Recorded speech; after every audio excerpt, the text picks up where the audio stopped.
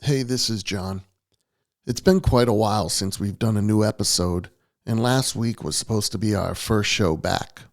My guest, whose name is Ryan Townsend, lives in Alaska, and he lives off the grid, so his internet connection can be spotty. Add to that, there was a storm coming in while we were recording, and we had a difficult time staying connected. So despite our best efforts, we had to end what was about a 25-minute recording, and we rescheduled it for another time. Well, tonight I have Ryan back with me, and hopefully we'll be able to finish the episode we started last week.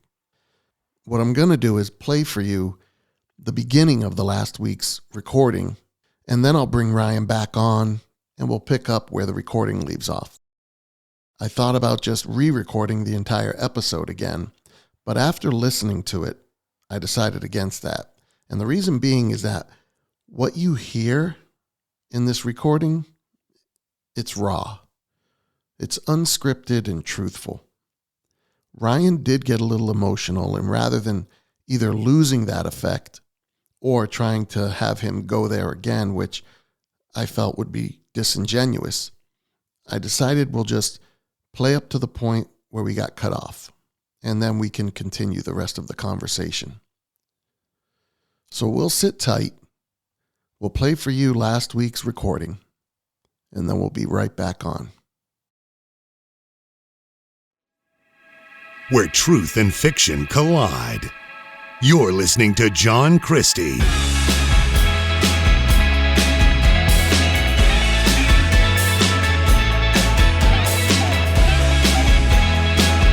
This is the intersection of Christianity and culture. Welcome back. Welcome back to the John Christie podcast. It's been a while, but we're back, and we have a really interesting guest. Tonight we'll be talking to someone who I first learned about on TikTok. Actually, my wife introduced me to his videos. His name is Ryan Townsend, aka Bushman, or Modern Bushman on Facebook as he's known. We'll definitely talk about all that with him tonight. But the main topic that we're going to want to discuss is that Ryan used to be an atheist, and now he's a Christian. We've got so much to dig into on Ryan's conversion to Christianity, so we're going to jump right in and bring him on and get to know Ryan Bushman Townsend. Ryan, welcome to the show, man. Thanks, man. Thanks for having me on. It's great to be here. Oh, my pleasure. My pleasure. I'm excited about this. I talk to so many atheists, and just the possibility of them ever becoming a Christian in their mind is just, it's not a possibility. It's an unreal, something they couldn't even fathom, because it's full of fairy tales and stories of either a mean, diabolical God in the sky who's trying to inflict pain on humanity, or he's just something made up, and nothing that anyone serious that thinks about, that uses logic and reason, the two big words that people like to throw around. No one that believes in logic and reason could ever believe in a God. So sure. Yep, that's the common attitude.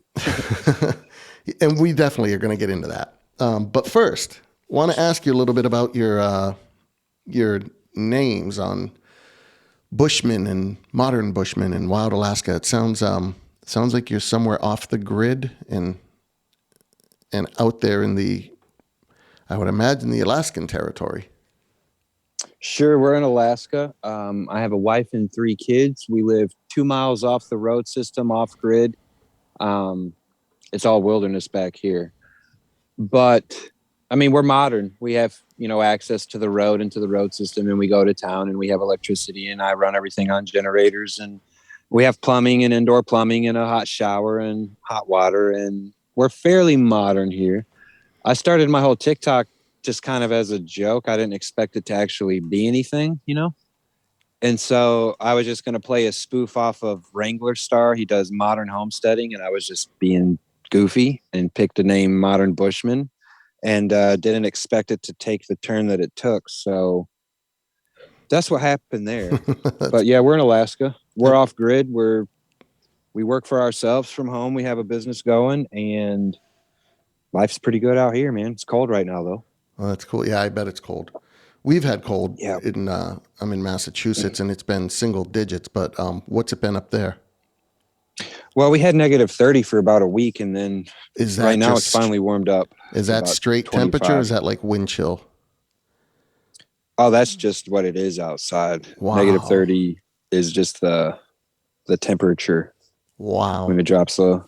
Up north in Alaska, they get to like negative 70, negative 80, man. It's crazy.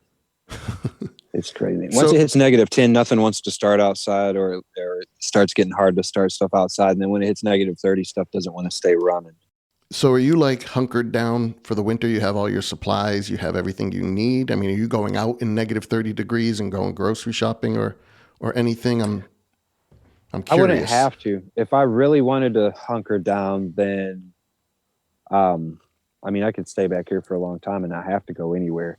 But with running the business, we constantly have shipments to go make and shipments to bring in so that we have supplies to put shipments back out again. So within reason, we try to not go out when it's negative, but inevitably, if it's stretched on, then we're going to have to go out shipping.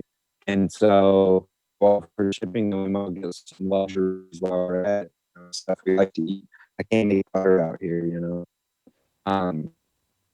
But for the most part, we try to stay in. If we have to go out, there's ways to do it where we'll throw a tarp or a hot tin over something and put it here and there and warm the machine up before we get it going. And it's always a hassle, but I've never failed to make it out if I had to. So I'm getting a little bit of distortion on your voice. Sometimes it almost goes robotic. Is that like where you are? There's not good coverage or good signal? Okay. Yeah, it's very likely. We have a Wi-Fi hotspot from AT&T, and we run that on a booster.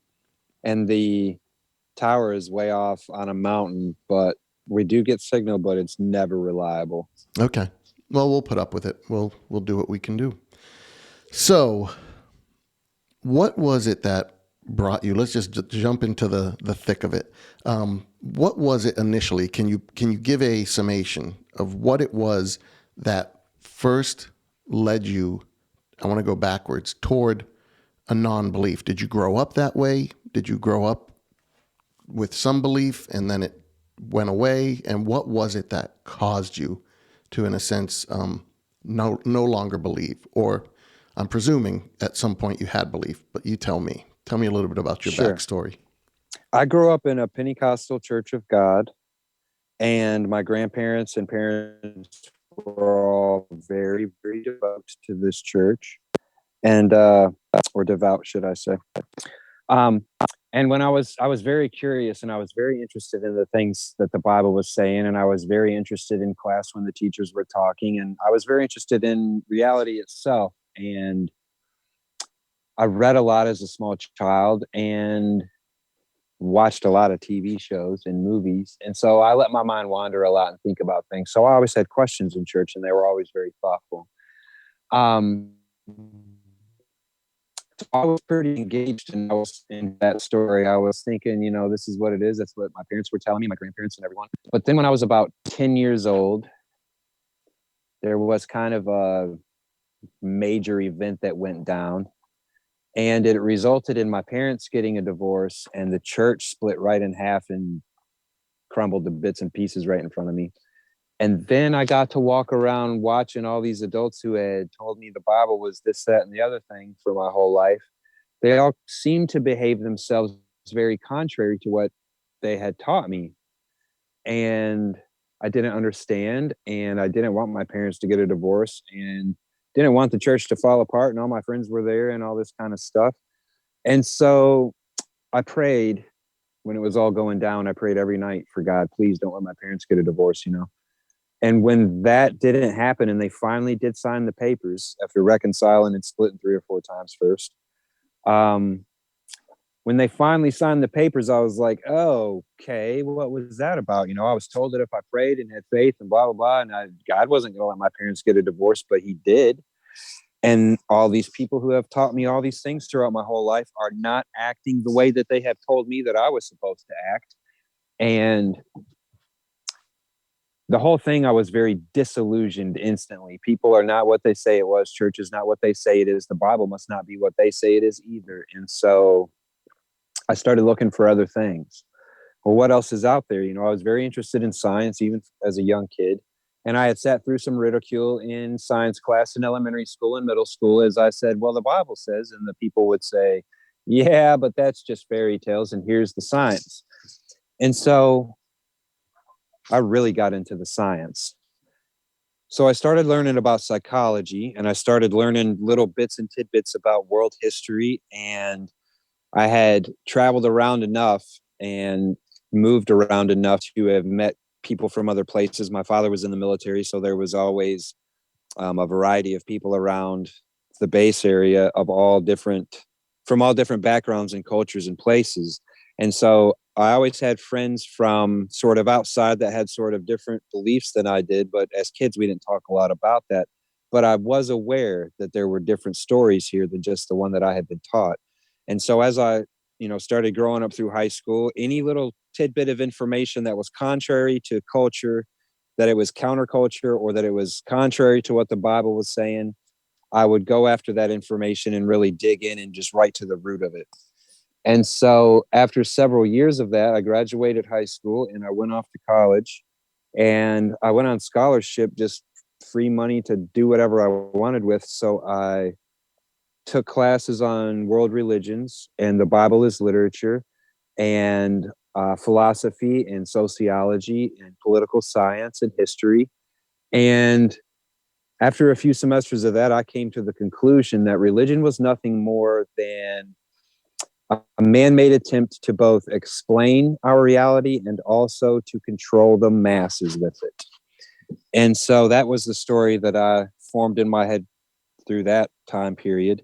And when I came out of college, I was all science. Anything remotely mystical or something that was wooey was out the window for me. If it wasn't physical reality, it didn't count for anything with me. Because that's basically what the science was taught. And that's what I was taught in my classes, basically, is that supernatural doesn't exist. It's all allegorical, and it's all just a treatise on our physical life, and then we die, the end. And so I was mad at the world, and I was mad at church, and I was mad at the Bible, and I was mad at my parents and my grandparents and everybody that I knew from church. So that's the story that I went with, and vehemently so. So I became a materialist, in essence. If it wasn't in the material world and it couldn't be seen and quantified and measured, then it did not exist in reality, was the attitude that I had taken. And so I stuck in that mode of thinking for quite a while until I met my wife in Hopkinsville, Kentucky, and we got married and ended up moving out to North Carolina. And she was a nurse, and I was going to school again for graphic design and web design, and everything was going well. We had bought a house. We were both working. Was she religious at all? Misty had grown up in church, and she would have claimed to have been saved, but she wasn't practicing at all, and she wasn't studying the Bible, and she didn't talk about it. It was no part of her life. It was just a past event that had happened. Okay. And so she really didn't put too much into that. We didn't talk about it too much as far as between the two of us. But when I would be out and about, this is around the time where YouTube started getting real big. And all of a sudden we have the internet in our house for the first time and just free access to it. You can find out anything you want about anything you want. And so I did. I read all the books. I watched all the lectures. I watched all the debates. I watched any bit of information that I could get to disprove Christianity. I was really into it. And so I took that knowledge out into the world, and anybody that I would talk to who even mentioned Christ or the Bible or anything became my opponent in a debate, and we're having it right this moment. Like there's no escaping it. And I would put people to the grinder over their faith. Just put them to it until they couldn't answer me no more. And so on that side of things, I thought that they couldn't answer me anymore because I had won. Okay. But now being on the Christian side of things, I understand that they couldn't answer me anymore because there's nothing that they could say to me. It wouldn't matter. It didn't matter what they said to me. If That's I an said, prove interesting me God insight. right now, and lightning shot out of heaven and hit the floor beside me, well, I'm going to the statistics guy now, and I'm going to find out how probable that is to just happen out of nature, right? For a day or two, I might fear the Lord, but after that, I'm going to go find out, that could have happened naturally, right? Yes, Lord, Ryan, it could have. So if it could have, then it did. So, not to get way off track there, but I was somebody No, that that you was could good. not Don't worry. talk out of materialism. If it's not in the material world, it did not exist for me. It didn't count for anything. You can't measure it. You can't show it to me. You can't prove it to me. There's no reliable resource to show that it exists in our reality. Therefore, it must not. And so that's where I stayed for a while. And then, after being very proud of my repertoire that I had built with everyone about my anti-Christ stance, all of a sudden I got sick out of nowhere. And here's a real likely story, and this is all anecdotal, but this is what happened to me. I got sick with acute pancreatitis. I went into the hospital for a few days. I had an acute pancreatic attack. They told me it was idiopathic. There's no explanation for it. And so, random thing happened. You probably won't happen again, blah, blah, blah. They let me go, and a few months went by, everything was fine, and then all of a sudden I had another one, and went back in. Nothing we can tell is wrong with you. And then flash forward a year, and I'd had like 20 or 30 of these things, acute pancreatic attacks. And so I went and saw the gastroenterologist and the specialist, and I'm like, come on, science, this is my God here. I'm completely reliant on science. And so in my testimony video, I said I prayed to Western medical science, and everybody's like, how'd you do that? And I'm like, well, I went to the doctor, bro. What do you mean? And so I went to the doctor, and then I went to the higher up guy, and then the highest up guy. And I said, I've got chronic pancreatitis, doctor. And he said, there's no way you can tell me that, Ryan. And I was like, how not? And he's like, well, I got to shove a scope down your throat and take samples and this, that, and the other. And so, okay. My wife was 6 months pregnant. I didn't have any other options. Western medical science is what exists in my world. And so I went to the doctor, and he said $100,000 to just find out and tell you that you have chronic pancreatitis. And I said, oh my, okay, so we'll do that. And I went and let them put the scope down my throat and do all the stuff and take their biopsies and all the stuff. And then I went back to his office a week later, and he said, you have chronic pancreatitis. And I said, well, that's good. What do we do about it, doctor? And he said, there's nothing really to do about it. I can give you as many pain pills as you want, and I can give you a synthetic pancreatic enzyme, but you're probably going to die from this. At that point, I had lost 65 pounds in 4 months. I couldn't eat anything. I had no appetite. I lived on the bathroom floor, sick every day. After you've had so many pancreatic attacks, everything just stops working pretty much. And so there I was in his office. My wife is there with me. She's 6 months pregnant, and he hands me a death sentence, literally. And I know for a fact that my wife is a nurse. I've been through the nursing school curriculum with her as she was studying through all of that. I knew from the drug guides that she used to study in nursing school, that the narcotics were going to fry my liver pretty quick. And especially if I wasn't digesting properly and I was building up fatty tissue and all this stuff that was already happening, I knew that this man was going to hand me a death sentence. And so I said, no, I'm good with this, bro. And so I left his office and never went back, never filled any prescriptions.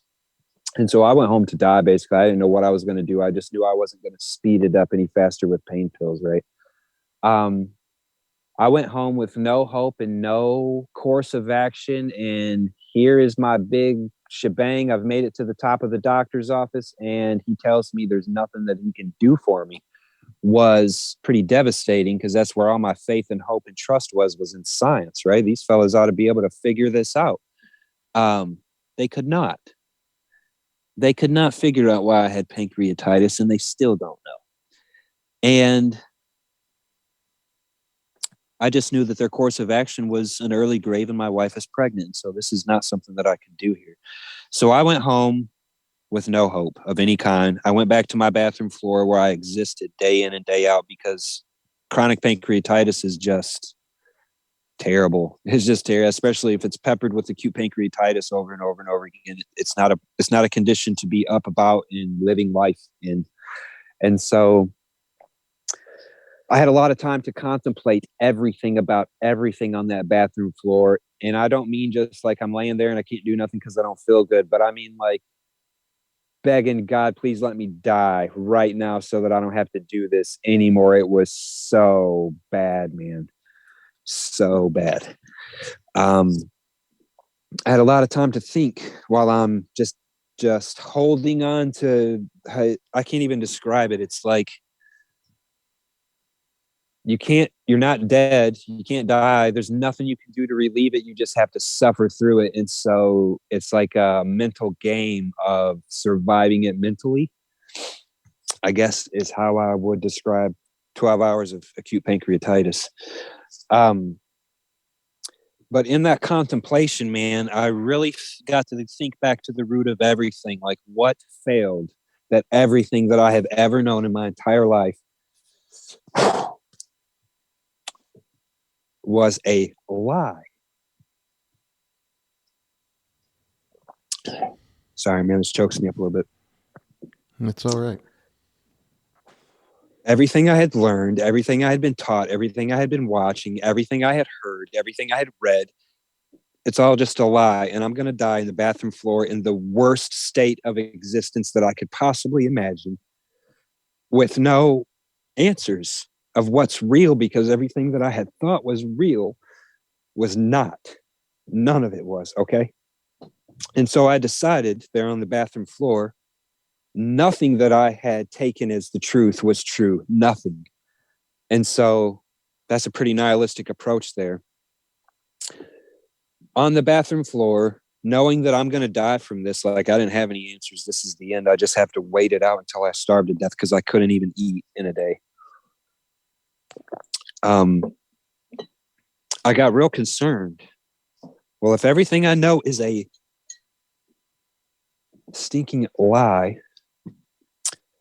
there has got to be something that is true. What is the truth then, right? Because there's just got to be something that's true. Otherwise, this is just madness, right?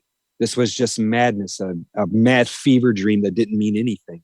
There has to be something true. And so for the first time, I cried back out to God, and I didn't know which God I was talking to, just that there was a God. Just that there was one. And I needed to know what was true about reality. I wasn't praying to live. I didn't want to live anymore. I really didn't. I couldn't see any kind of, once you're in that fire for so long, you don't remember not being in it. And so I didn't have any care for my life. I wanted to die. I couldn't take my own life. I was too cowardly for that.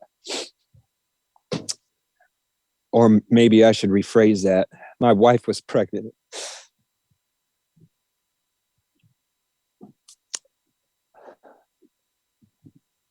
My wife was pregnant, so that wasn't an option. And I didn't have any hope for like recovering from that. The Western medical doctors were like, no, your pancreas is half dead. You're done for, brother. You can't live without your pancreas, is what they told me. And so, not really wanting to live, because I couldn't see putting up with that for any length of time, to be honest. At the time, anyway. I prayed out to God. God, I know that there is a God now. I just don't know what it is or what it means or how that translates or how that, manifests into reality, or I just know that there is one, and I need the truth from you, whoever did this, whatever this is. If there is a mind or a consciousness or a thing behind it, I need to know what is it before I die. Not because I'm scared of hell. I didn't believe in hell. Not because I wanted to go to heaven. I couldn't believe in heaven. Heaven for me would have just been oblivion at that point, just not suffering anymore. Would have been fine with me. But I was obsessed with the truth in that moment. And so I decided that everything that I had known was unreliable. Everything. It led me to a place where I'm on the bathroom floor dying, and there's nothing that this information can do for me. It's not. What's it worth to me? At this point, it was worth nothing. The whole world of information was worth nothing on the bathroom floor dying, I promise. And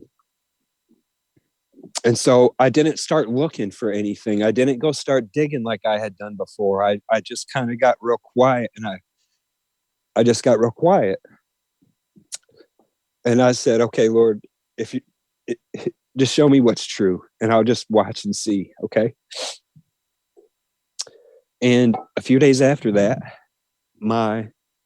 some friends that we used to hang out with, some doctor friends that we used to go party with all the time, but we hadn't seen in several months because I was sick, but they didn't know I was sick or how bad it had gotten. They just knew that we had fallen off and we weren't hanging out. So they called us up and they said, why don't you guys come to dinner tonight? We haven't hung out in forever. And so normally the answer would just be, no, I can't come. I'm dying, But for some reason, man, I was quiet. I was very quiet. And I looked at my wife and she was just giving me the face like,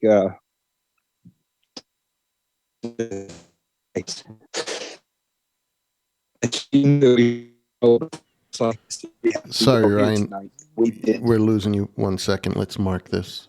And if you could go back to where you said something to your wife, it all cut out. Okay. So our friends called us. We hadn't talked to them forever. And they invited us to dinner. And normally the answer is a flat no, because I'm dying over here. And, but they didn't know that because we hadn't talked about it to anybody. We just kind of fell off the map there for a while. And so they called and invited us. And my wife was looking over and just giving me the face of somebody else that wants us to do something.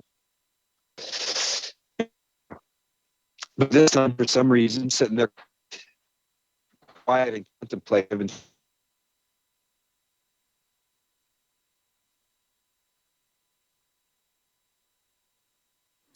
Yeah, I lost you again, Ryan.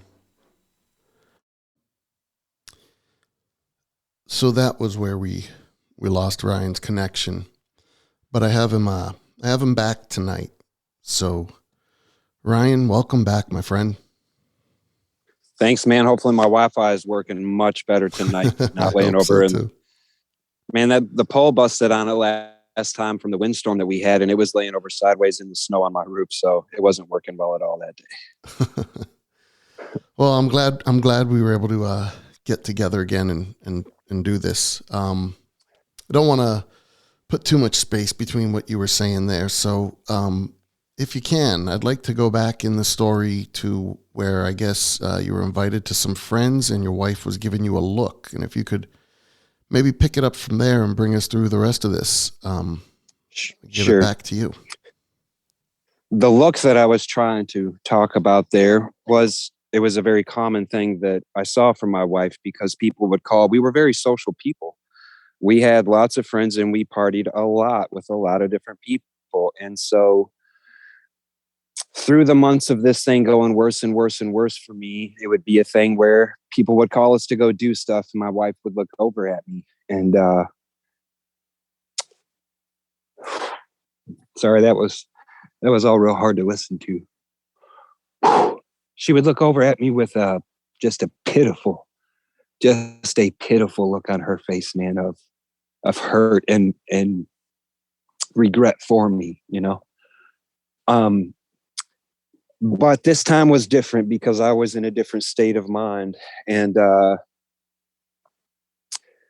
had already given everything over. And even my fear of going out and doing stuff, it's either be sick on the bathroom floor or be sick somewhere else. This call was random. I'm being real quiet and listening for God. If there is a God, show me the truth. I'm just watching and listening now, I don't need a sign. I just need to direct me and guide me to what the truth is, okay? And so this time she looked over and gave me the look, and I shook my head no, and I was like, we got to go to this one. And she just looked at me like, I don't think so. And I was like, yeah, tell him we'll go. We're going.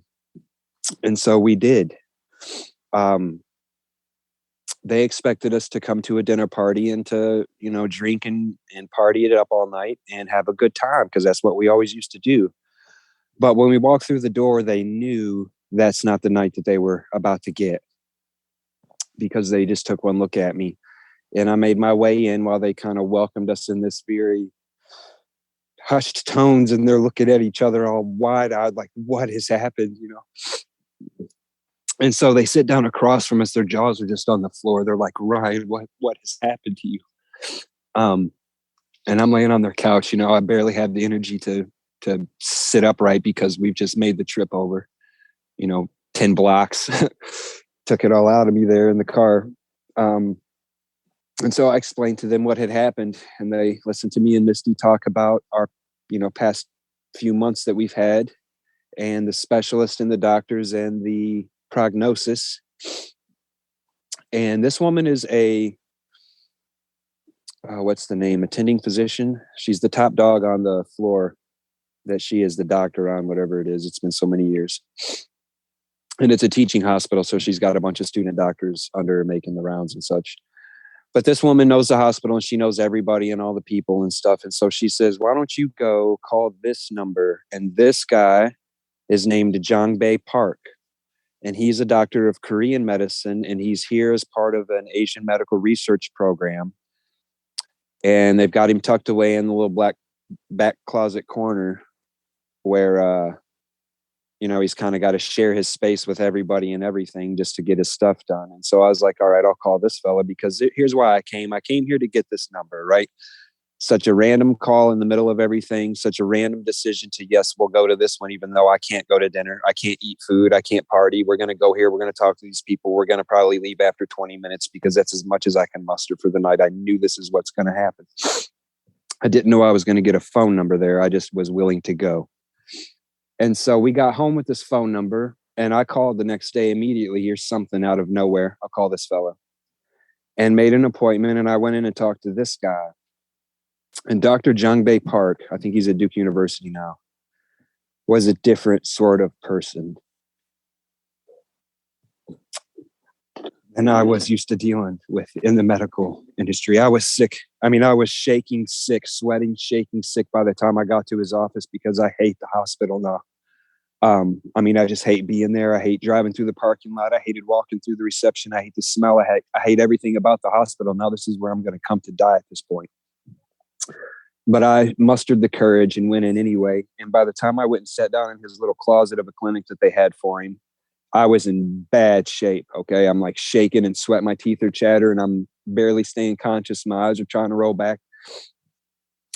And this man takes my shoes off with his own two hands, no gloves, no nothing, just takes my shoes off. After asking my permission, do you mind if I take your shoes off? I'm like, yeah, go ahead, man. And then he peels my sweaty socks off my clammy feet, and he says, do you mind if I touch your feet? And I was like, dude, do what you got to do, please. And with the most tender care, I learned so much from this man. With the most tender care I've ever seen from another human being, the most compassion in his eyes and his manner towards me. He went through and checked on my pulse points. Everywhere that he put his hands in and lingered for a minute, I noticed my pulse was beating against his thumb there. All up my ankles, up the back of my knee, and on my wrist and on my hands and up my elbows and stuff, in my neck and around. He checked all of my pulse points according to this basic map that they have for Korean science, Korean medical science. It's that chi flow map that you always hear about or see about. And they say, oh, chi is just nonsense. No, chi is not nonsense. It's just another way of describing the natural forces and the way the body works, man. And this dude knew what he was doing for certain. So I told him about my whole excursion with Western medical science. And I told him my pancreas is bad and my gallbladder is probably bad and my liver is going to go bad and my kidneys are starting to shut down. And he looked at me and he said, don't worry about your pancreas. Don't worry about your gallbladder. None of that. Your whole body is very, very sick.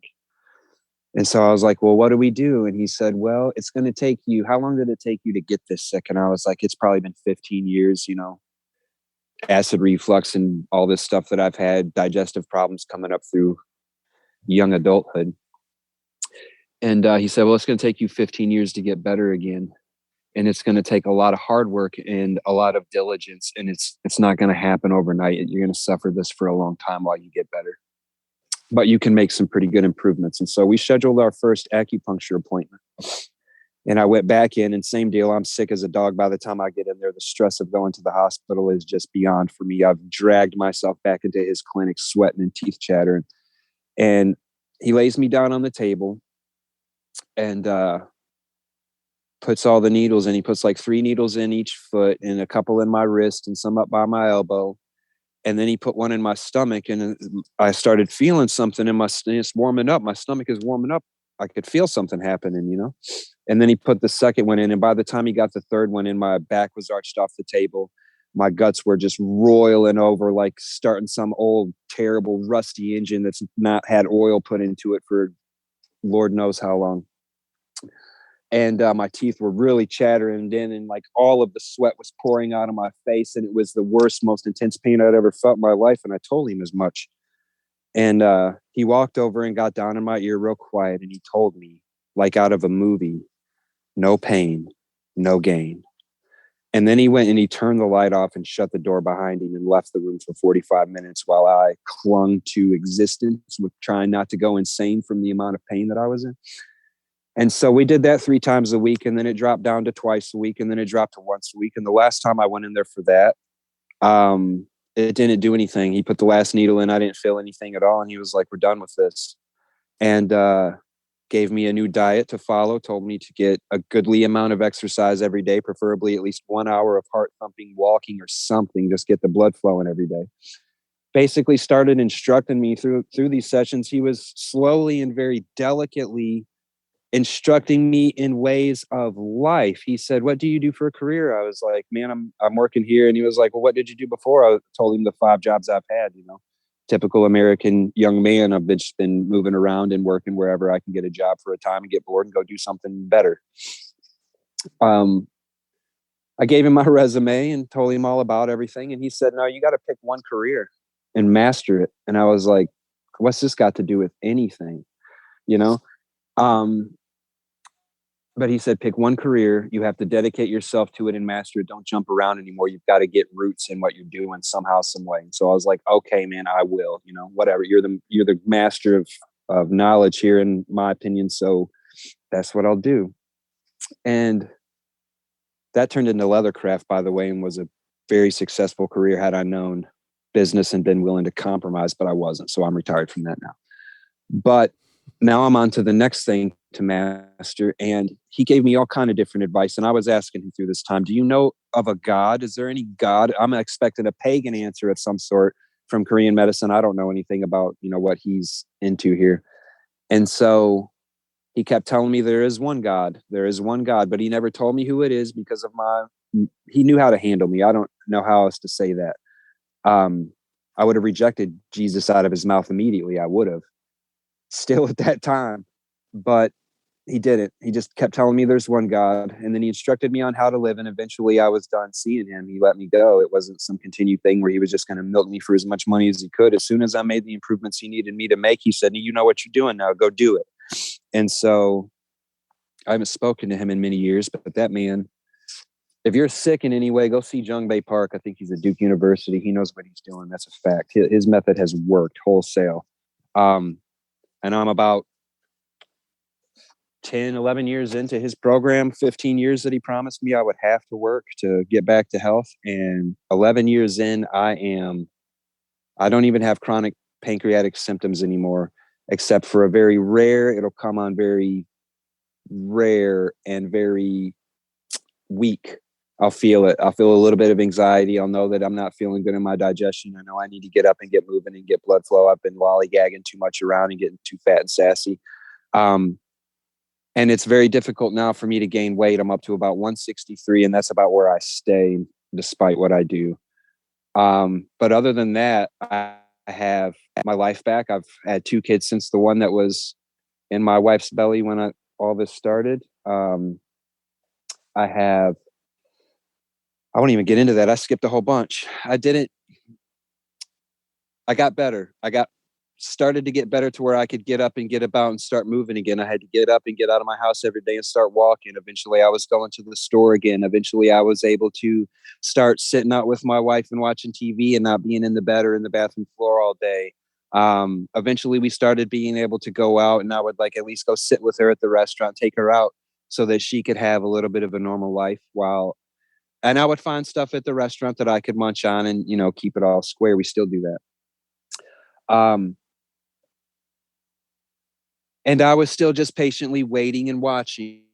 And one day when my health was good enough to where this wasn't going to be something that would have ruined me for the week, I suggest to Misty, I need a book. I need to go. Like, I'm sitting here waiting for something to happen and nothing's showing up. Nobody's calling my phone again. The John Bay Park thing has already wound its way out. He didn't tell me anything.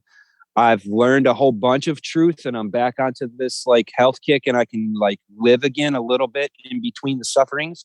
But I'm not done. Like this has just got started and I need to finish this out. Nothing's happened and nobody's calling me. I need a book or something. Let's go to the bookstore. Okay. And so we did. We took a day and we went out to our favorite spot, and I took her to a restaurant, and then we went to the Barnes and Nobles that we always walked around in and bought books from. And I didn't know what I was looking for. So I was just meandering around the bookstore thinking I'll know my book when I see it. I'm going to give into some wee wah matrix type stuff here. I'll follow the white rabbit or whatever. If there's a book that stands out, I'll know that's the one. Right. And so I'm looking for my wife now. I haven't found anything. I've picked up several books and just, I'm not really into any of this. And at the end of the aisle where I'm walking to see where she's at, I see a big fat book right up on top at the very tippy top of the shelf, almost like this one's not available for you underlings. It's way up there. And it's huge. It's big white spine on the side. And it says in big black letters, The Secret Teachings of All Ages. And I was like, that's my book right there. There it is. That's what I want to know, And so I walk down the aisle and pick the book up and walk over, and there's my wife. And I'm like, let's go. And she's like, all right.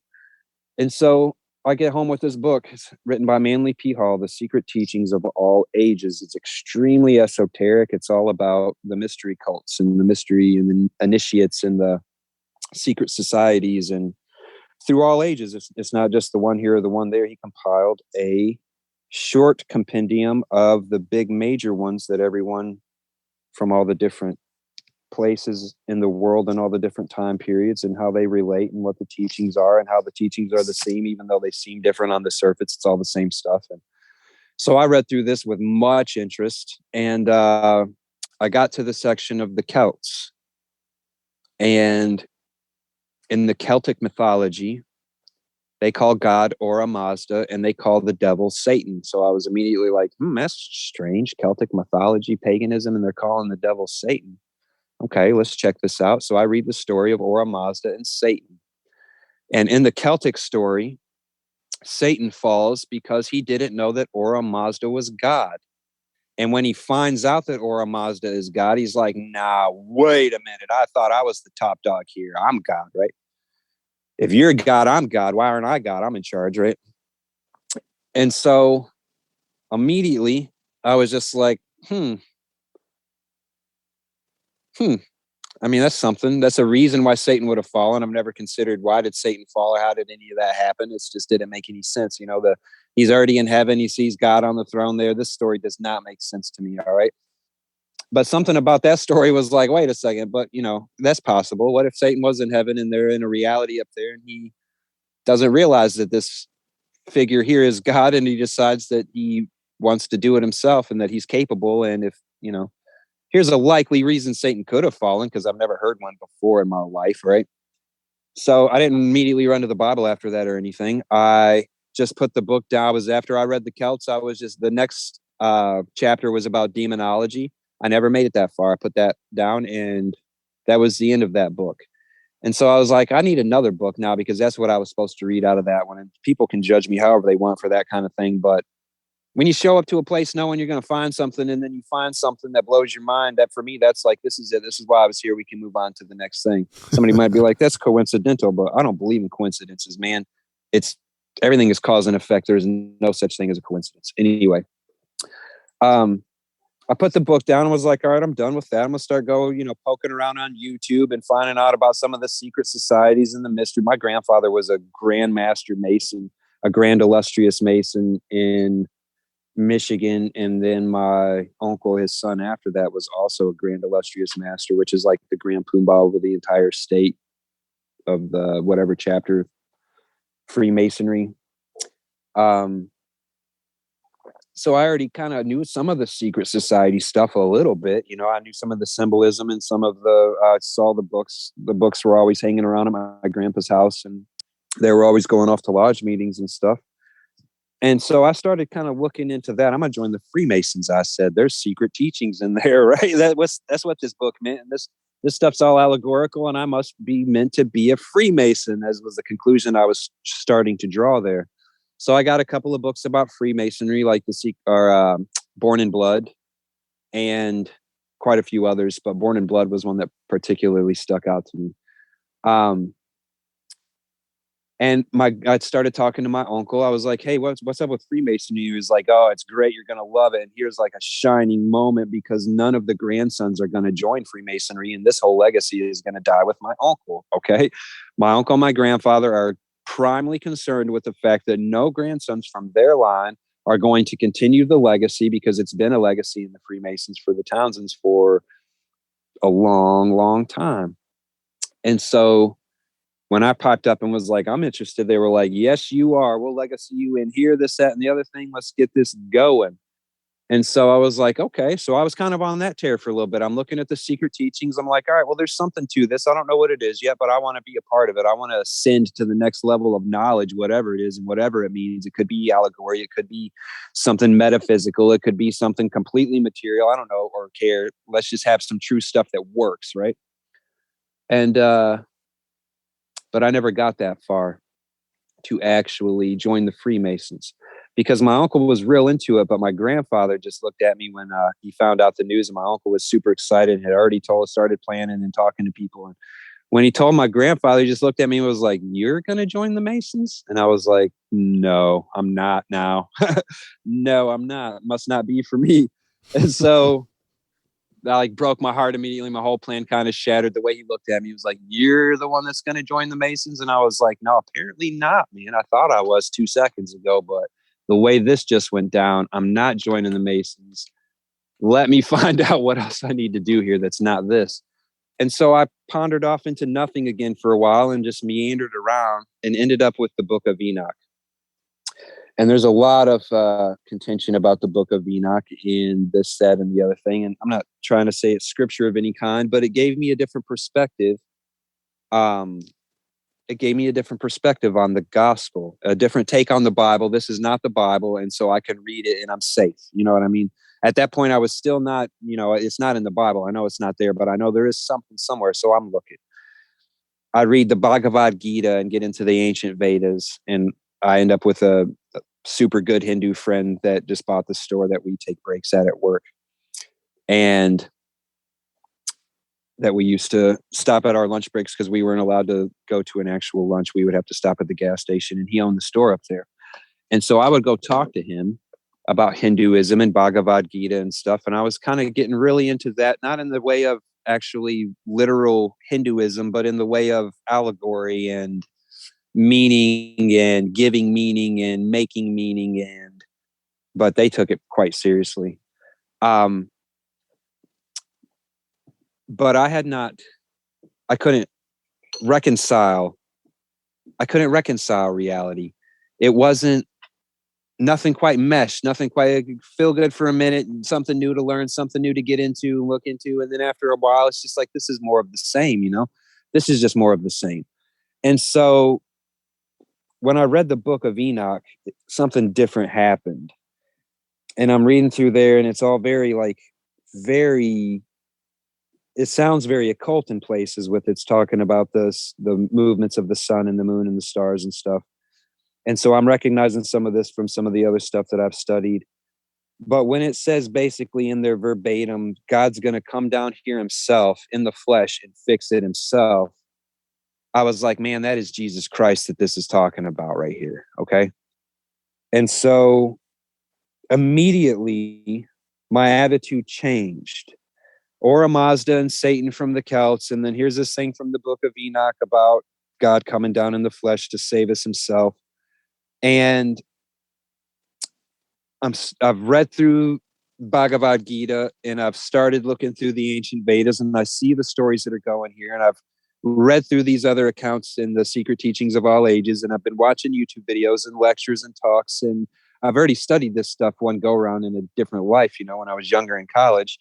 And so a lot of things start clearing up for me all of a sudden in the patterns and the ways and the things. And I don't know how many books I read during this time, but all of a sudden I started seeing some pattern with the world religions versus the Bible. And so I started investigating the Bible again. I was like, the Bible is standing out very different to me all of a sudden than the rest of these world religions that I know and the rest of these that I'm getting into. And this doesn't quite ring the same. Like there's some of the stuff in there that sounds similar, but it's very different. Like the Bible is very different than the other religions. Okay. So I started going and looking at the Bible again, and I was looking at it from an Old Testament standpoint again. Maybe Jesus wasn't the Messiah and the New Testament is fake. I went down that whole road. Paul was a heretic. It's all about the law, this, that, and the other thing. The Old Testament, they're still waiting on the Messiah. I went down that whole line of things before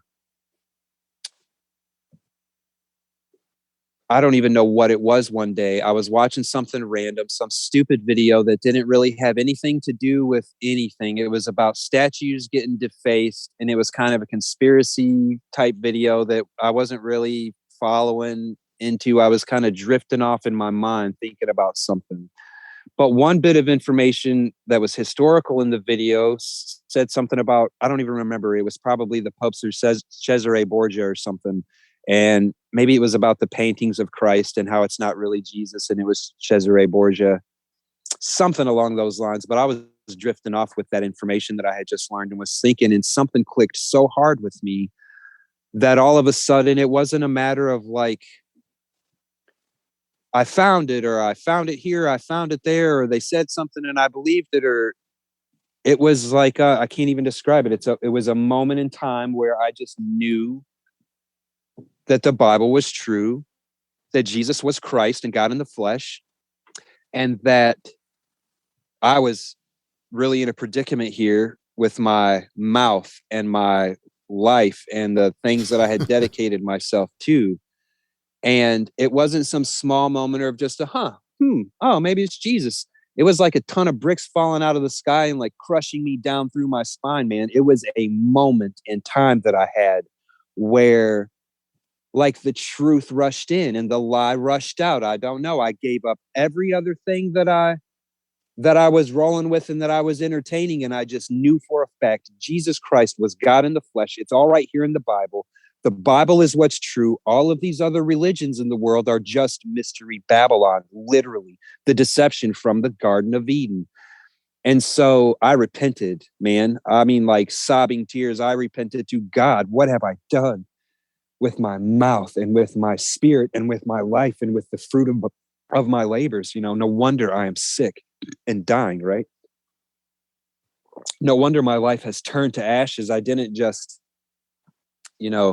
decide that God wasn't real and go about my business. I decided that God wasn't real, and then I got mad at everybody who believed he was, and I really went after him. I tried to destroy their faith with all that was in me. God forgive me. But I did. And somebody might say, well, what a cruel God. He struck you down for just doing that. No, in his mercy, he struck me down, man. And then he said, hey, why don't you give me your attention for a minute, son, because you're on a bad way here. Okay. And I could have died on the bathroom floor there and went to hell. That's what would have happened to me. I'm dead certain of it. But instead, I didn't even get saved on the bathroom floor. I didn't say Jesus saved me on the bathroom floor. I said, God, show me what's true. And then it took months, months after this for me to get saved. It wasn't a moment I had on the bathroom floor. He let me go for months and more patience while he made me well enough to be able to take up the investigation. And God is so merciful, man. Had I succeeded in my life and no pancreatitis would have come, bro, I would have died and gone to hell, man. I'm certain of that now. People don't have to believe that. Well, how do you know that Jesus was? I just know. It's not something that's a question. It's not something that's something in my reality clicked that day. Something changed like 180-degree locked in to pure detail changed that day. And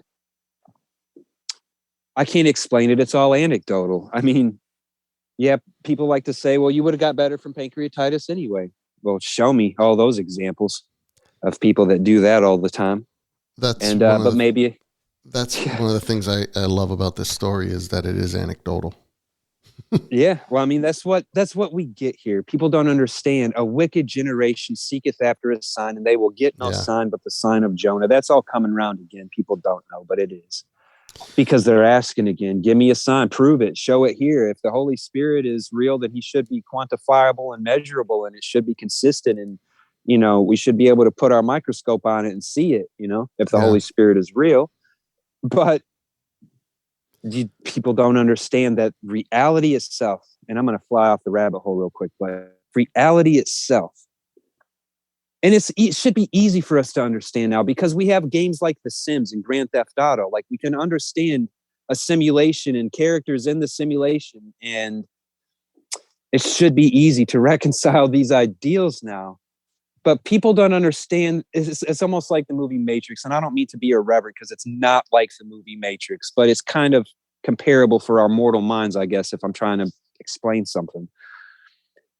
Like, the code of reality isn't set or finite. Do you notice how one moment leads into the next, leads into the next, leads into the next, right? We do have constants. We have reliable, long constants that we can use to measure things with. And with the sun's going to come up tomorrow. We're fairly certain of that. But all of those things, the sun coming up, the planets, the star, however you want to look at it, if it's the universe and there's galaxies everywhere and however you want to look at it, all of that stuff is still just the program. It's still just the matrix. It's still reality. You understand? And there's still a language behind it. And we're starting to be able to identify those things in quantum physics. We can start to see and measure and deal with the things of the underpinnings of the mechanics of physics. And if they look past that, they're going to find another set of mechanics where they're going to be mechanicking the mechanics again. That underpins the quantum physics, that helps the quantum physics work. And people don't understand that's all the computer code language. All that we can look at and measure and quantify and knock on here is all just what's programmed into the reality.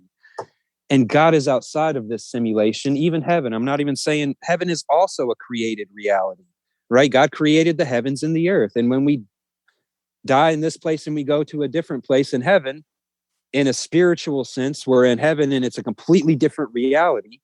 But it's still creation that is still being maintained moment by moment by the Son himself, who created it himself, right? Jesus created and upholds creation every moment. So it's not something that is just set in motion, spinning and going. It is a maintained reality that we have here that didn't arise of itself. It is designed much in the same way that like the Matrix would be if that were a real thing, much in the same way that the video games are, if we can think about it on a physical level. The things of the spiritual world are not, I don't even know how to say this in words, man, and that's the biggest problem. They're not evident in the physical world because they're not made of this same reality. It's a different code for the hyper reality. Beyond the natural. They are beyond the natural, man. So how can we perceive them with the natural? Yes, and you can say, well, there is difficult. Right. Well, there is no supernatural. There's only the natural and the supernatural, the things that arise from nature. And that's, I can understand that mindset. I was really deeply rooted in it at one point. It makes a logical sense so far until it breaks down, and then it's completely illogical. But because everything, and this is why I said I love that it's anecdotal, going back to that, because everything we know is based on our experiences. Science is based on our experiences, right? We experiment and we witness effects because of causes, and we determine certain things, but it's all experiential. Like, nothing is outside of our experiences. And that's why, like I said, I really like that that's how you got there, because you said earlier that no one could tell you anything because you had your arguments prepared. You know, you Sure. were ready for the intellectual battles of things. So, Sure. so what's it going to be? Is it going to be someone who's going to intellectually argue you into the kingdom, or is it God No just going way. to lead you He's there? going to have to, yes. You And know? you got to be willing to be led there, man. And he will bring you to a point that you are willing to be led there Yeah. and give you the option. He gives you the option every time, man. And I could have followed Gnosticism. Yeah. And been a Freemason and gone down the road of Gnosticism. He even helped prevent me from, he gave me an option there. Do you want to force this, Ryan? No, I do not want to force this, man. My grandfather is not feeling it. I got a bad vibe here. I'm not the guy for this job that I thought I was. And that stopped me in that moment from chasing that chain. There's got to be something else. This isn't it, right? This doesn't feel right. Well, and the way I see it with your story is, you know, as you're telling it, because I haven't heard this story before, and I'm thinking, okay, he's going to get to a point where he goes to this dinner party and some Christians lay their hands on him and he's healed miraculously. No. And that's not the way it went. And I love that it didn't go that way, because what it shows here, it's God leading you to different people, to the touch of different people, not just physically, but emotionally, mentally. It's God leading you through different events. Your curiosity is piqued. You're seeking. You're reading other books. You're reading other religions, other beliefs, and a lot of people get scared of that. You know, they'll freak out because you read something other than the Bible and not, you know, focus on God when you're looking for religion, when you're looking for answers. Don't read those other books, because they'll deceive you. My feeling has always been that when you read those other books, you see more clearly where the truth is. And you see where, kind of to your point, where others fall short. And there's, I've said before, I believe there are other books that are not the Bible that we could say are divinely inspired. You know, the book of Enoch you mentioned, excuse me, you mentioned Enoch, and Jude quotes from Enoch. You know, there's a quote in the Bible from the book of Enoch. Now, I'm not saying the book of Enoch is scripture, but what I am saying is there's things to it that are beneficial. At least Jude thought so. So he quotes it in his letter. The big one to me has been, you know, and it's roughly the same time period. Enoch, I think, is like roughly 300 BC. Plato's Republic, I've referenced many times as something that I see as divinely inspired, because it, to me, tells of our need for the Christ and that he's coming to this world. That's the only hope we have, the philosopher king. And without going into details behind it, you know, at the end of the Republic, basically, Socrates is throwing his hands up and saying, where else can we find this Messiah, this philosopher king, this person who can be just and rule with justice and love and patience and kindness, but also be the warrior and the king? We can't find that in anything here on the earth, so I guess we have to look to the heavens. And that sends a chill down my spine, because it says the Greeks were doing what you were doing. They were seeking for truth, and they were trying to find it. And they were getting really close. They were painting a picture, but they couldn't identify who it was. And then 400 years later, it comes in the flesh. And this is one of the main reasons why I always say, you know, the beginning of John starts with the Logos, the Word. In the beginning was the Logos, and the Logos was with God, and the Logos was God. And that Logos word is the Greek wisdom. It's the thing that held the universe together. It's that thing you said you knew there was a God, but I don't know what it is. And that's what the Logos was to the Greeks. And John's telling you, I'm telling you exactly who the Logos is. It's Jesus. And he goes through his gospel to explain it. And that's what I love about this is you weren't miraculously touched. You were, but not in the way that you would think a miraculous touching would be. It wasn't a parting of the Red Sea. It was a gentle whisper. It wasn't the raging waves and the thunder. It was that gentle breeze, that gentle whisper that led you, that beckoned you and brought you closer. And you used your tools that God gave you, your ability to reason, your curiosity, your desire to find and seek truth, and I love it. I really love it. So what I want to ask you though, you had said, Sure. You were all science at one point, and you'd also mentioned that on the bathroom floor, you felt that basically everything was meaningless at this point. If there was no God, if there was no evidence, regardless, you felt that necessity of there had to be something more. Otherwise, all of this is worthless. It means nothing. With those kind of mindsets, everything being the science, everything being materialism, and that feeling of facing that there must be a God, otherwise there's meaningless. What is different now? What's different in your mindset on these types of things now that you've gotten to this point in your life? Man, and it didn't happen this way overnight. I want people to understand that a lot of people say, well, Ryan, how did you get to where you are with the Bible and this? And I'm like, man, it was a long, hard struggle. Like, it's an endeavor. It's not something that God just gave me all the truth and told me what was what right away. And I got to just know and have an experience and no worries now. Okay. I have not stopped coming through fires since I got saved. I mean, it's now I'm getting refined, a refining process. Every time something goes seemingly wrong, I come through the other end with some chaff burnt off where I can move a little freer now and be a little bit more effective at what I do in general now. And so trials and tribulations don't stop coming. That's the process, in my opinion, for sanctification. It's trial by fire. But I've come to a place now, and a lot of this was very, very, very slow progress. I didn't find a church. I could not find a church. I tried. I went to a couple of churches here and there, but I just could not jive. I didn't feel right in any of them. It felt like I remember this place and feeling and how these people are acting and how, they come up and shake your hand with all smiles, but they don't really care about you. They ask your name and they don't really care. Not saying none of them do, but you know what I'm saying. A lot of churches are very superficial, and it's the rite and ritual.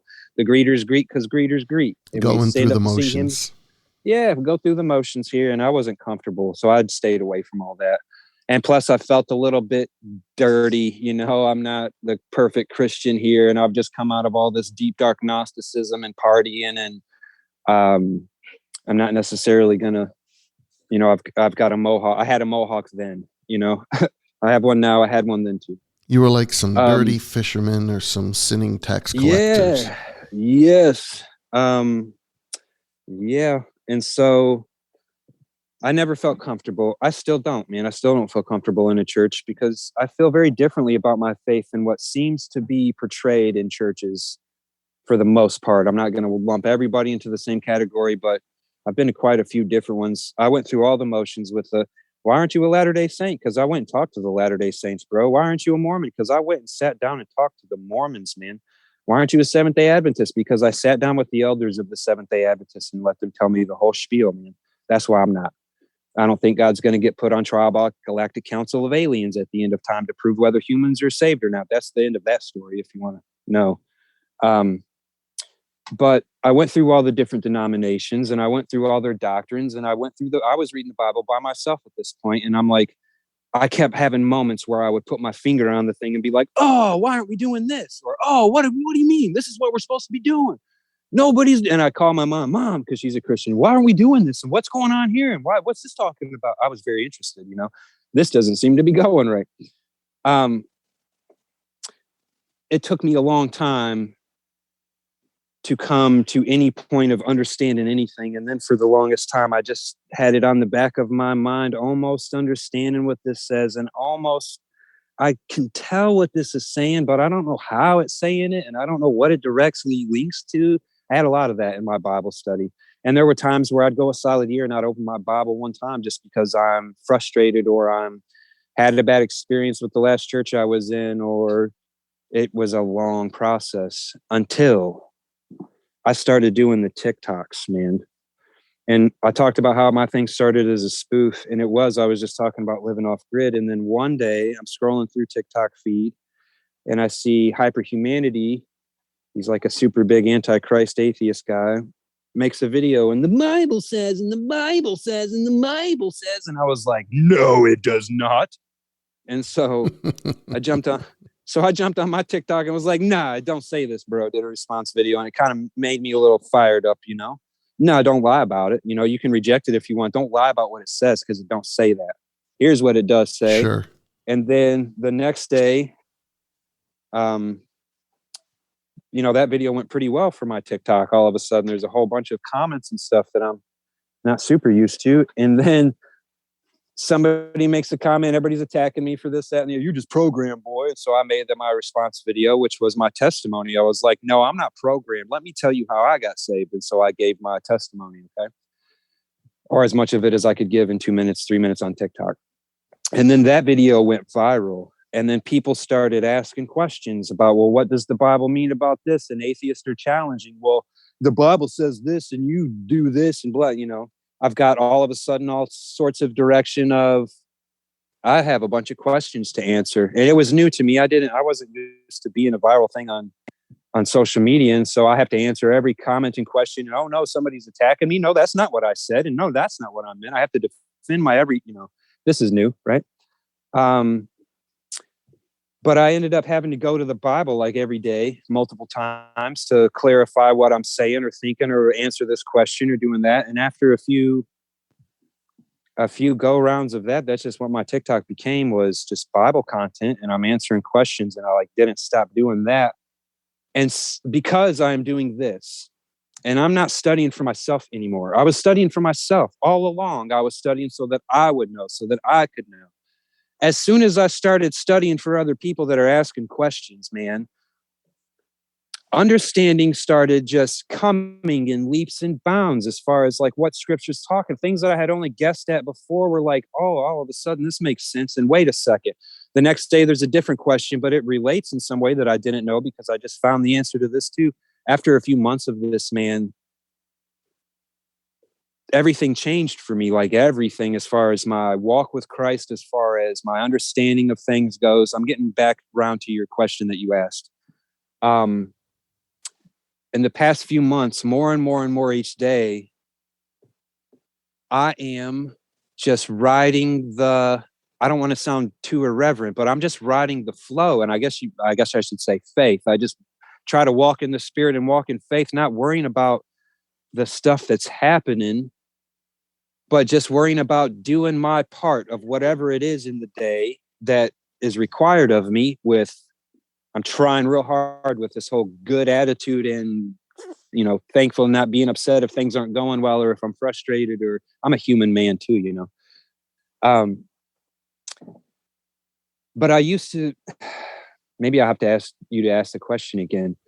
Walking in faith and walking in the Spirit is some different thing. It feels different. My mindset is very different. It's very calm and very sure and very unsurprising. That's good. So I mean, that's answering the, laying on the bathroom floor saying that this is just madness and things have to have this meaning all has a reason. Something. I don't know what it is. There is a reason and a purpose. I don't know. I still don't know exactly what it is. I can tell you the story of God, of the gospel. I can tell you what, new heaven and new earth, and we're going to live in Jerusalem, and God's going to be on the throne. Bro, can I imagine what that really is, or what that really means, or feels like, or looks like? No, I cannot. I can't imagine what that actually is coming. What's it mean that we're going to reign with Christ for 1,000 years as kings and priests on the earth in immortal bodies equal to the angels? I don't know exactly what that looks like, but I know that it's true. And I know that whatever happens the next moment, because life is just moments, man. There's no such thing as tomorrow. It's only ever right now. There's no such thing as 10 minutes from now. There's just right now, and it keeps happening. So let me go back to the other part of the question then, which had to do with the science. You were all science at one point.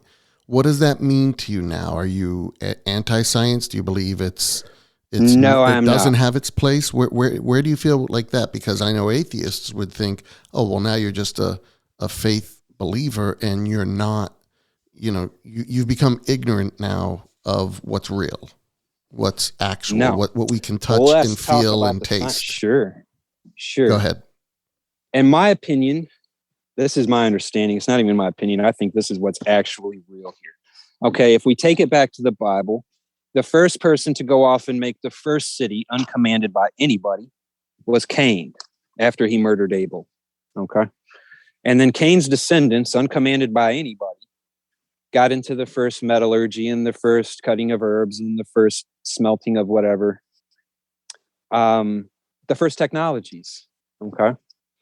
And so the Bible is fairly vague about what happened pre-flood. That's where you can get into like the book of Enoch and the book of Giants, and if those are of any account. And I do think that they do hold some credibility. I really do. They were into some scientific stuff going on. And if you go look at the cuneiform tablets for the Sumerian gods, you see symbolism in there that gets repeated in other civilizations and other cultures and other gods and goddesses. And it's very medical looking, right? And when you hear the stories from some of the ancient writings and even the book of the Sumerians, they were into some scientific stuff before the flood. And if you don't believe that the flood happened, whatever. But I do. So before the flood, they were into some stuff, man. And it wasn't anything God commanded the people to do. Everybody's like, well, the Bible stole their stories from all these other pagan religions. And I'm like, no, there is one true story. The Bible was written last because God didn't command these fellows to build any cities. Even after the fact, he didn't make them build cities in Israel. He gave them the cities of the Philistines and such, you know, and the Canaanites go into these cities. Not to say they didn't, but build cities, but there were no kings set up on the earth by God. It was all man's contrivances that formed after the flood. Ham's descendants were the first ones. After Ham's descendant got cursed, they were the ones that went in and built the first cities. And then they had the first technologies and the first agriculture and the first this, that, and the other thing. But your point to these was the science, right? Yes, the science. It all started with technology, right? Technology better. You got a bunch of people concentrated into one area. You've got to feed them. You've got to supply them. You have to have room for innovation and building. So technology is born in that scenario, right? We have a lot of people. We got to do a lot of stuff.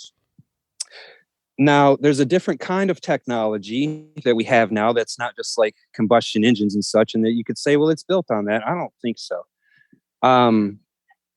There were also these fellows that used to walk around and call themselves alchemists, and they, in the ancient mystery schools and some of these things, and they would take their crystals and they would take their incantations and their metals and they would do this stuff. And there's all kind of ancient mysticism, like the metal golem and the book. I can't remember what the actual title of it is, but it's like the Book of Life, where it's a Kabbalist book that tells how to manufacture life, artificial life. But it's all kind of worded in mysticism, right? Because in my opinion, that's what these fellas were trying to do. They were trying to cause supernatural results using natural ingredients. And they didn't understand because the stuff hadn't developed enough. But now we have an iPhone. And if people don't make the connection from what I just said to what I just said, I'm basically saying that the old school alchemy and black magic and a lot of that stuff that they didn't know what they were doing was actually trying to do technology. And now we have it because they figured it out, if that makes any sense.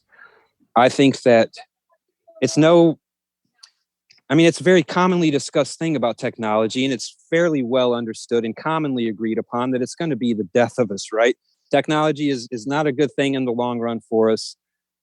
It's already caused a lot of problems in the way that we think and do and move about our days, and the disconnection between people and relationships. Not to say that I agree with all of those things, but like that's a commonly discussed trope, right? Technology is going to be the death of us.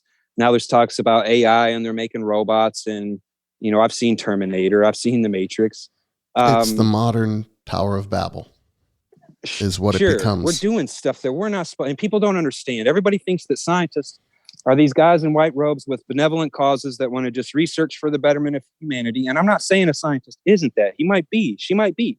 Right? That might be their goal there, is to help humanity.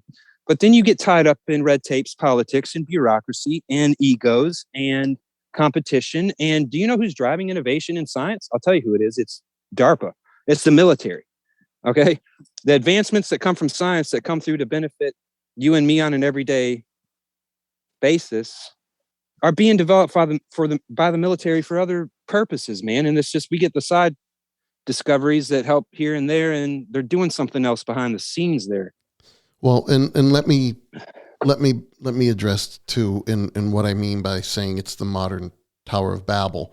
The way I see that through history even, but in that particular story, is that what they were doing was they were using their technology, their latest abilities of science and tools and whatever materials that they had that they were able to manipulate to build this enormous tower. And it wasn't just something that they did to say, we're going to build this because we have this need or because this will be better for the people. They said that they were going to do this to reach God, to reach the gods. They had a motive in this that was just like the same thing that happened in the Garden of Eden when Eve sees the fruit and is tempted by it, and Satan says, or the serpent says, you won't die, but you will become like God. And that's what the Tower of Babel was basically. It's man's puffed up attempt at becoming that God in one way or the other, basically removing God from his throne and replacing man onto that throne. That is exactly spot on. It's Gnosticism. It is all rooted in Gnosticism. And people say, well, that's just knowledge. No. Gnosticism started in the Garden of Eden. It is the knowledge of good and evil. Yep. And man attempts to purify himself behind that. And here's what I mean by that. And let me just finish this one thought though to that real quick, and I'll let you go. And so that's why when I talk about the science part to it, in modern science, modern technology, we have two things in this that always stick out to me. One is the pursuit of longevity, the pursuit of can we beat the system, create our own eternal life or whatever it may be. And number two is that we seem to have this concept that because we've discovered a cure for something, we no longer need God. Because we've discovered how something works, there is therefore no God. And it's foolishness, because it's like looking at a painting, and then once you've figured out what the image is, you said, now that I see what the image is, this was created naturally. There was no artist. It makes absolutely it makes no sense. And to me, that's where our faith in science, our scientism, is getting us to at this point. Is we're becoming the religion of science, where we trust in science, which is an ever-changing experimental platform, but we're trusting in that more than we're trusting in we're trusting in what we're seeing as a result of an intelligence in the universe, as a result of a God, and we're calling that the truth, or that we're putting our faith into it, rather than the one who created it, the one who thought of it, the intelligence that it comes from. All right, it's the mechanics. Yeah, we're worshiping the mechanics. It's like popping your hood and being like, oh, there's an alternator. There's an alternator. That nobody has to drive the thing. It's just an alternator there. Nobody made the car, designed it. The alternator does that job, and therefore you don't need God. That's like the Higgs boson particle. I'm very interested in what CERN is doing at the Large Hadron Collider. I typically hold a very different view than what typical conservative Christians might hold of scientific endeavors.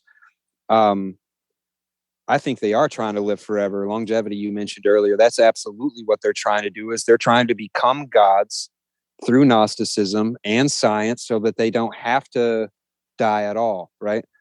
The whole goal for a lot of them, the transhumanism, accountable, right? Because if you set the rules yourself, then who do you have to answer to? Sure. I mean, if you create the world in your image, but they've already started doing, it's Metaverse and Earth 2. They've got 2 versions of it already. Recreate the earth in your image, and then people sign up and they put devices, so long as you can take those glasses off at the end of the day, you're okay. But if that device goes into your head, who decides when you leave the metaverse? If Neuralink goes in people's heads, and we're all connected to metaverse, and who's to say that you get to leave the metaverse now? And who's to say you even know that you're in the metaverse at that point, if they can completely dole out your perceptions from reality and give you new ones based on all 5 of your senses. But that is their goal. Transhumanism and AI technology, and all the movies that you've seen, like Transcendence with Johnny Depp, and I think there's one called Lucy with Scarlett Johansson. All these science fiction things are things that they're actually actively working on. Oh, and it's also about controlling. People don't understand when you talk about transhumanism and they're talking about working, uploading your brain to a computer, and people are like, "Yeah, sign me up," and everybody's like, "It's for the betterment of you. We're gonna explore the galaxies," and they're not gonna bring you with them, bro. It's not for you. It's like you think the elites of the world are working on some kind of transhumanism technology that they're gonna bring all the peasants with them? I don't think so, bro. I think that they're working on being gods and having a world full of slaves. And that's what it reads like me in the Bible when the Antichrist makes everybody take his mark and you can't buy or sell or participate and you're killed without it. And that's slavery on a bad level. But everybody is like, science. I'm like, why haven't we cured cancer yet then?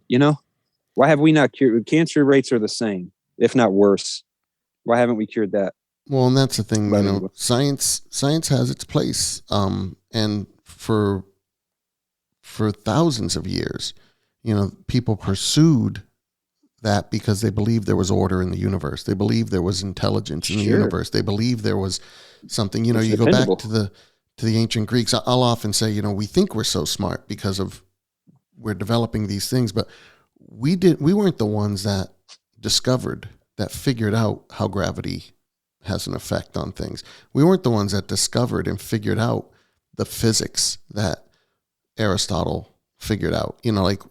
These guys originated these thoughts, or they at least discovered the truths of them. And they didn't do it haphazardly because they just thought, the universe was chaotic and made no sense. They did it because they thought the universe, the world we live in, was ordered. It was intelligent. And there was an immovable mover. There was a first cause. There was, again, they can say different things as to what that is, and they didn't know. In a system of cause and effect, it is completely and totally illogical to say that there's anything other than an uncaused cause that kicked the whole thing off. There's got to be. Yeah. And that uncaused cause would have to be an eternal, always existing cause. Yep. Because, the and they get more extreme with their sciences and their theories as they go through to try to, they come to the fine tuning of the universe, and everybody's like, that's a dumb thing to say. That's been debunked. No, it has not. If the Higgs boson particle didn't hold the density that it does, we wouldn't have reality. That's just it. Well, they found the God particle. You don't need God now. And that's not what that means. You just found the freaking alternator, bro. That's all you found. No. And, the way it's always been seen is as God as being the necessity. It has to be. It's not a thing of we need to prove it. It's a thing of it must be, because all logical conversations will come to a point where they have to rely on, like you said, the immovable first cause, eternal, immovable mover. There has to be that. And that's exactly why they called the Higgs boson the God particle, because they said, we don't know where it is. We cannot see it. We can't touch it. We can't measure it. But mathematically, we know that it has to exist. By logic, we know that it must be there. And then, lo and behold, they finally find it. And the reason they found it is because they went looking for it, because they knew that it had to be there. And that's, to me, that's what science has represented by many people of faith. From Edwin Hubble to Isaac Newton to Galileo to, again, Aristotle and the ancients, so many people that have been their scientific minds of their days that have done amazing things were believers, did have faith. Many of them were specifically Christian, and they did it because they said, this must be a discovery. There's order. Again, there's intelligence. Things aren't as haphazard as they may seem to be. So when an atheist says that now to you and will tell you, look, you just believe in things that you can't see, and they're fairy tales and they're just feelings. We trust in science. We trust in reason. We trust in logic. What do you say to them now? Well, I don't typically try to just defend against my typical physical ego response would be, oh, the science does say that there's a God, and try to talk them around that way, man. I don't even go that route with them anymore because that doesn't work. They don't believe me. So my typical response to somebody saying that, good luck with it. It's all going to perish, man. What are you going to do with science at the end of the world when burns up. What are you going to do with it? Well, that's not, according to science, that's going to happen. The sun's going to turn into a red giant. It's going to freaking burn the world up. You're not even concerned. You're going to be dead, floating around as particles in the nothing. So let me answer that. So the common response I've heard, to something like that is, I'm going to do the same thing you're going to do. I'm going to return to carbon. We're all going to be nothing. We're not going to be conscious of anything. And all of this will be over.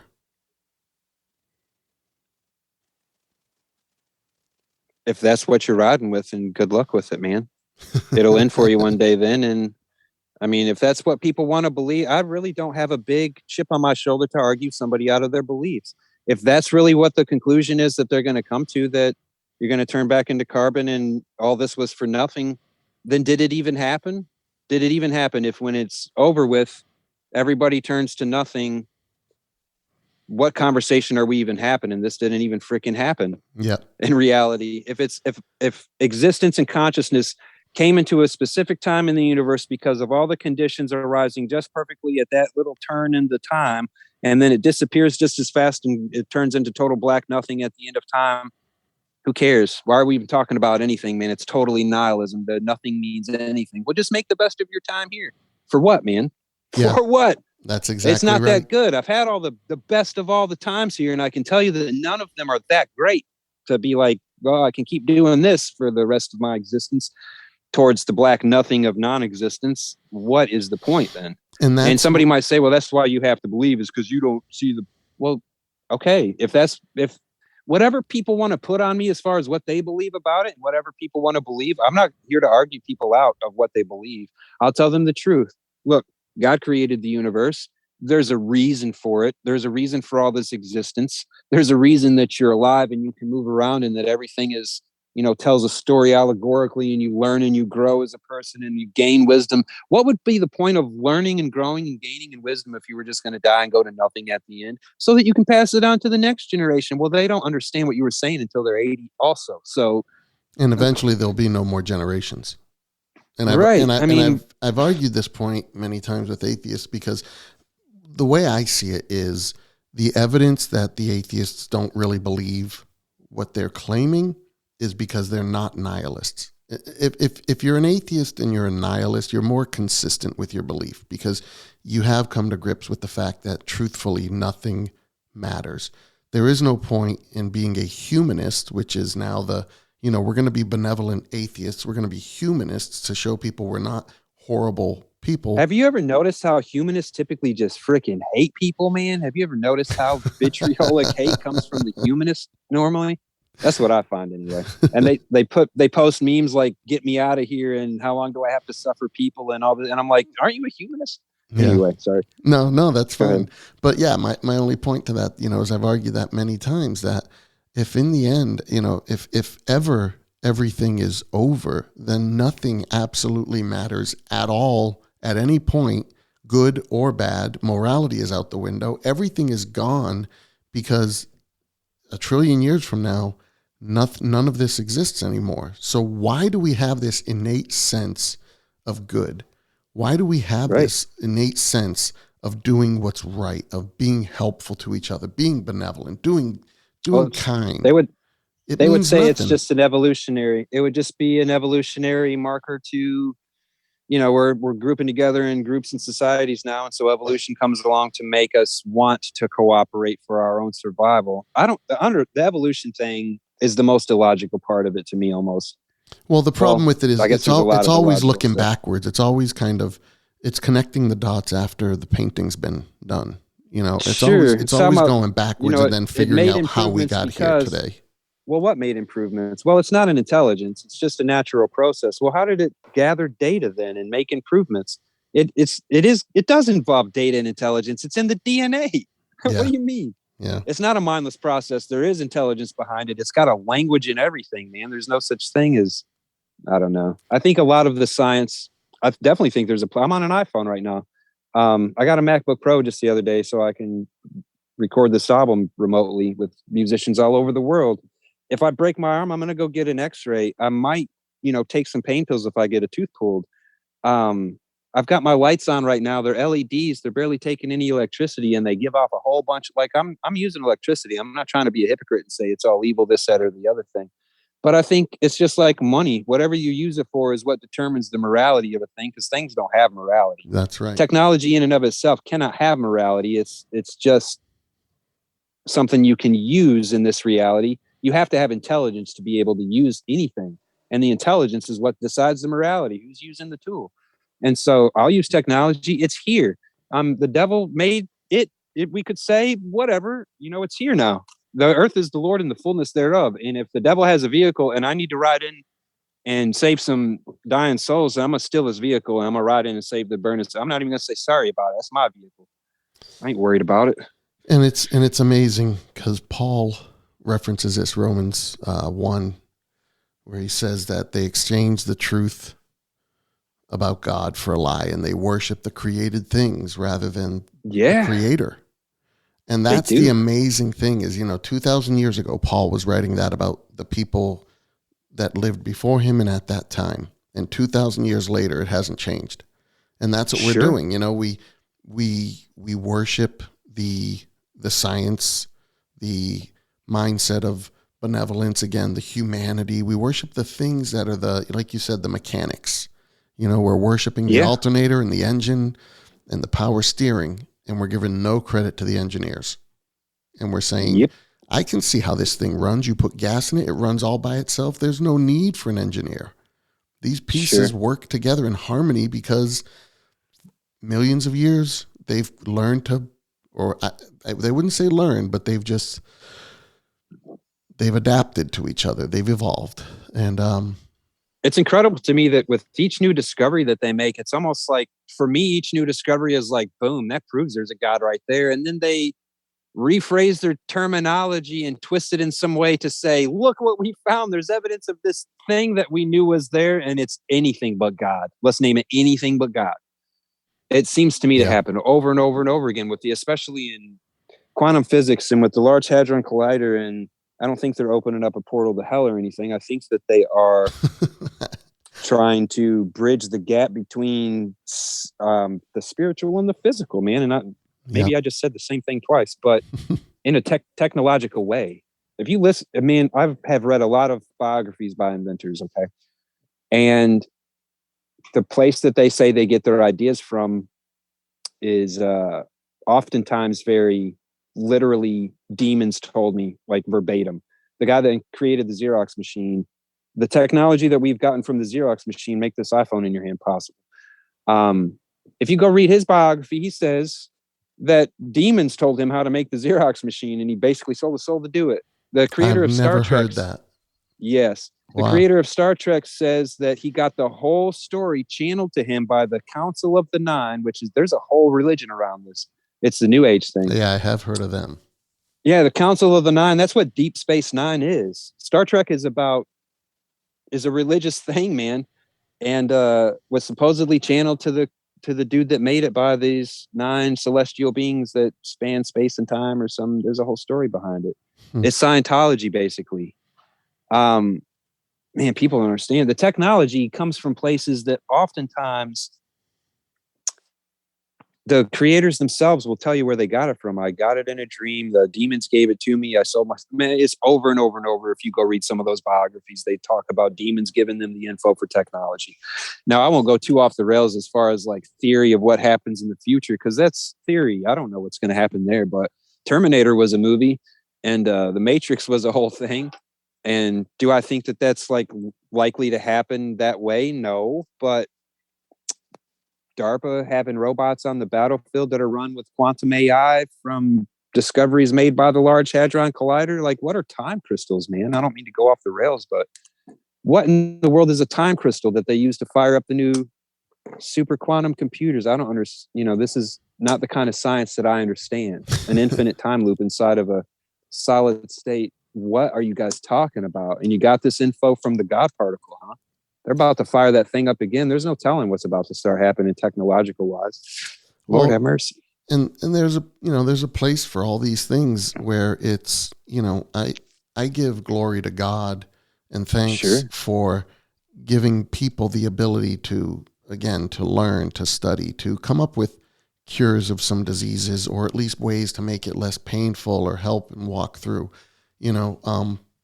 That's people using the mind that God gave them with the capacity to expand it and learn and grow.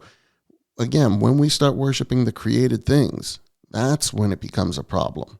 And Sure. and I love the point you had made about when you said you were, what did you say? You were worshiping science, and people were like, "How do you do that?" I was praying to science. Yeah, I prayed to science and first. you were like, "Because I went to see the doctor." That's what I mean. went to see the You were doctor. putting your hope, your faith, your trust, your belief in the science. You were worshiping it because it was your answer, and it fell flat right in front of you.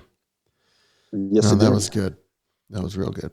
So, what are you doing now? You've got your TikTok channel. You're obviously, spending a lot of time reading, studying, and trying to grow. Where do you see God's moving you right now? Because, you do have a powerful story, because again, you're not, while it was an anecdotal situation that you were in where you kind of came to Christ, your revelation was very real. And it wasn't fully based on, again, just I was healed and, I was blind and now I can see physically.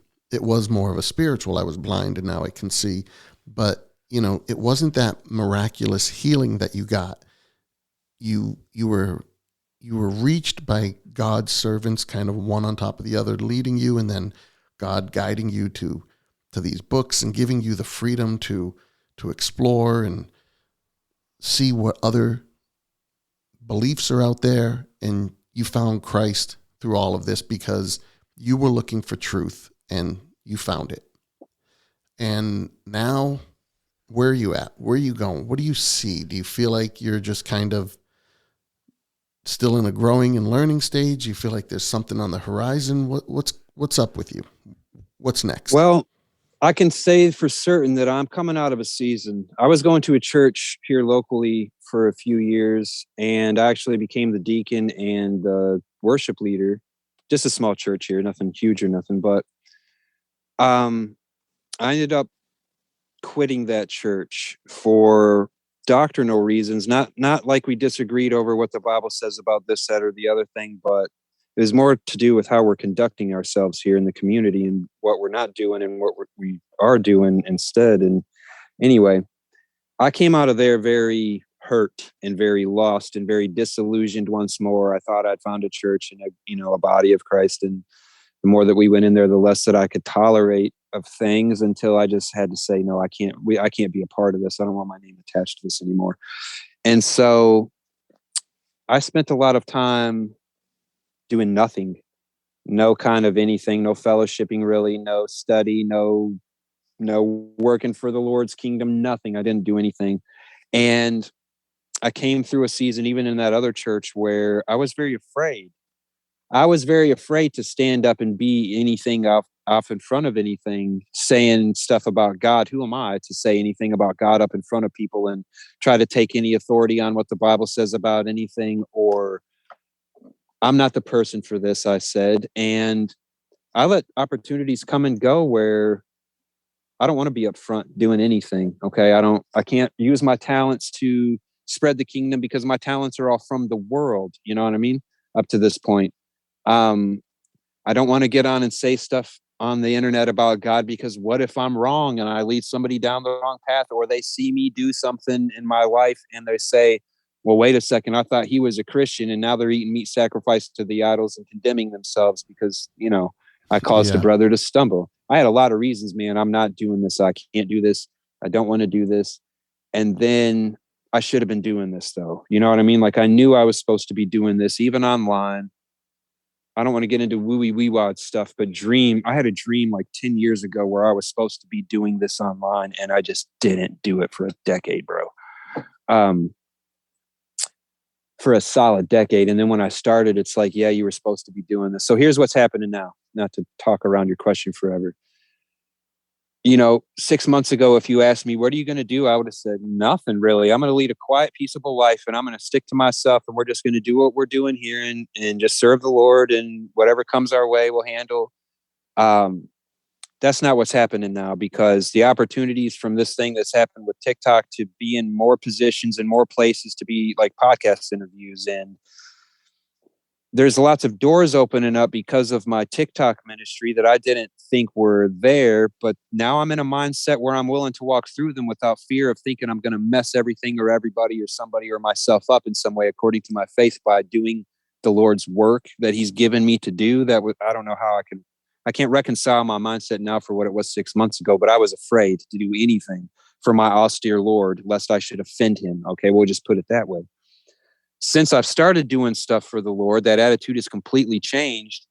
There's lots of stuff on the horizon, and there's lots of opportunities coming for, like, I got an invitation to go be a camp counselor down in something, or run I don't even know what it was. I can't do it because it's in Alabama, but it's crazy stuff like that. Opportunities are starting to open up.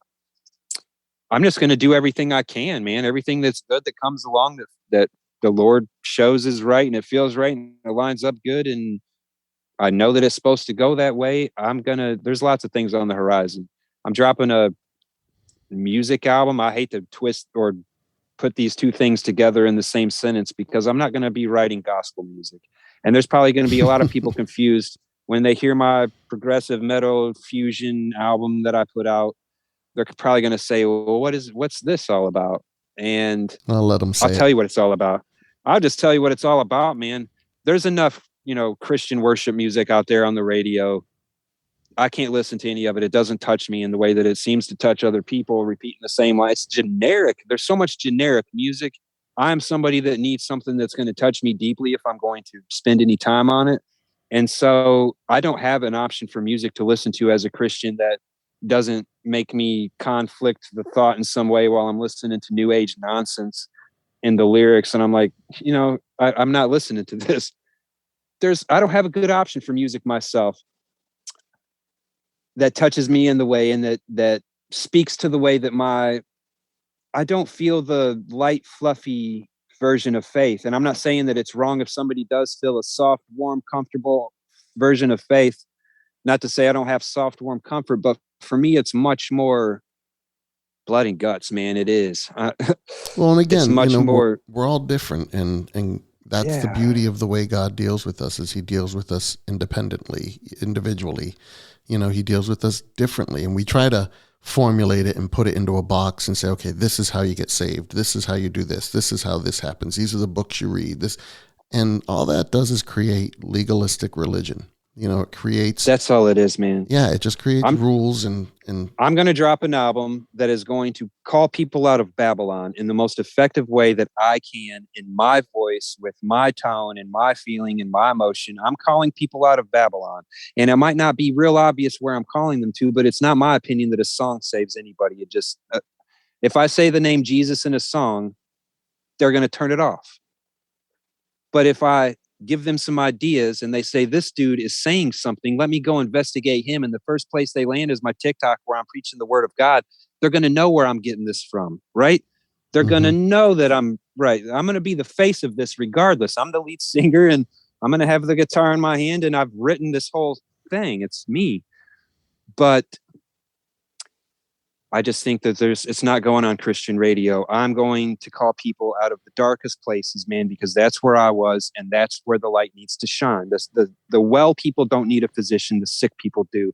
Yeah. I'm going to sing to the sick people, and I'm going to say, hey, you're sick, and you're sick, and you know that this doesn't feel right, and you know that this isn't all good here, what's going on.